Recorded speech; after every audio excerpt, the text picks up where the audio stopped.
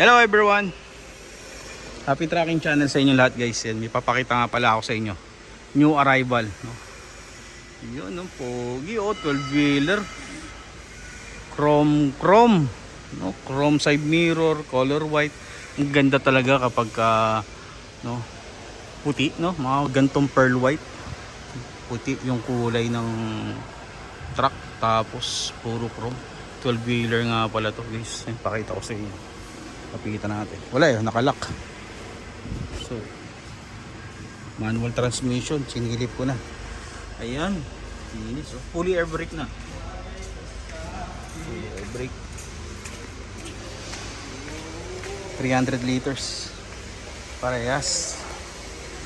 Airbag. No. Naka-off lang yung airbag niyan, guys. Ito yung kanyang flooring. Steel flooring pa.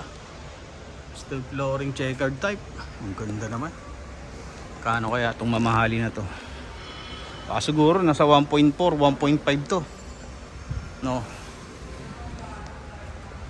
Ganda eh. Pero din dito. Ay, huri ko na pala. Ganda. Hindi nga lang ginawa pang bisagra yung ano.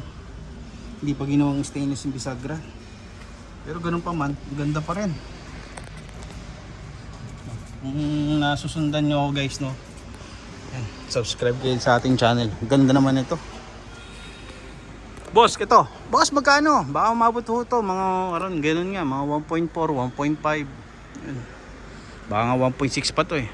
Wala na kung 6WF1 to, CRDI. Eh kung inline pa to, patay na. Baka mas pumutok pa yung presyo nito. So ayan, 8-wheeler din dito. Pala guys, no, meron dito 6Z1 pa. Ulitin ko lang, no? 8-wheeler meron din dito, no. May mga karga siya, freezer, oh. No? Ito wing van, no. Ito pa yung isa.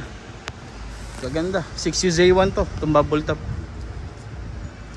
Ito bumper light, oh. Ganda, pogi, oh. 2.1 million or 2 million. Pwede na sa kanila, pero sa atin hindi pwede. Kasi naalala ko kasi guys, magkano lang nabebenta ko yan. 1.8, 1.9 kung ano nabebenta yan. Meron ditong 6HL1. Diba? Pwede ata to.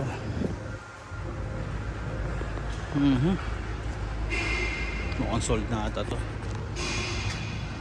Hopefully kung inline to, maganda to. Boss, kung inline to, schedule ka na. Punta mo dito yung unit.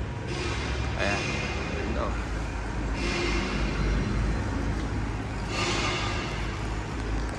6Z1 Asis, what you see is what you get yan boss, no? Ito rin, no? Euro 5, oh. Ayan. Guys, pag mga Asis kasi, no?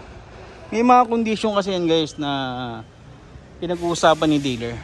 Hindi naman pwede syempre parang ganito na lang yan guys eh. Mas maganda kung nag-deal kayo ng pares kayo nag-benefit sa truck. Like example, kung sa presyo naman is reasonable naman, no? Hindi din lahat ng request granted, no? May mga request. Depende kasi sa kaalaman ng buyer yan. Kung hanggang saan yung alam niyang kayang palitan, papalitan naman. So, ayun guys. Maraming salamat. Happy Tracking Channel everyone. Thank you. Bye-bye and God bless.